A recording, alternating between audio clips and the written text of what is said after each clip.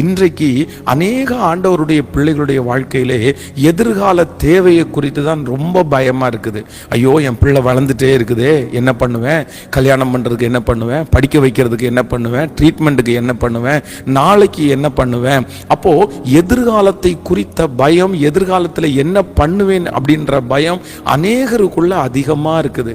ஆனா ஆண்டவர் இன்றைக்கு கிருபையாய் வாக்கு கொடுக்கிறார்.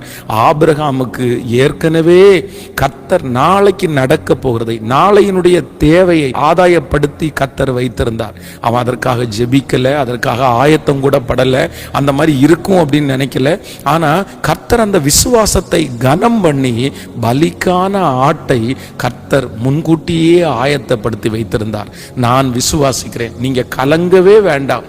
அந்த தேவைக்கான பணத்தை கர்த்தர் ஆயத்தப்படுத்தி வைத்திருக்கிறார். உங்க பிள்ளைகளுக்கான அந்த காரியத்தை கர்த்தர் ஆயத்தப்படுத்தி வைத்திருக்கிறார். அந்த ஏற்ற நேரத்தில் உங்களுடைய கண்கள் காணும். அந்த டைமிங்ல எப்படி ஆபிரகாம் அந்த ஆட்டுக்குட்டியை பார்த்தானோ அதே போல நான் நம்புகிறேன், உங்களுடைய தேவைக்கான அந்த காரியம் ஆயத்தமாக்கப்பட்டிருக்கிறதை உங்களுடைய கண்கள் நிச்சயமா காணும். இது ஆண்டவருடைய வார்த்தை. அதை ரொம்ப வெற்றியா நீங்க முடிப்பீங்க, சந்தோஷமா நீங்க முடிப்பீங்க. மிச்சம் எடுக்கிற அளவிற்கு ஆண்டவர் உதவி செய்கிறதற்கு வல்லவராய் இருக்கிறார்.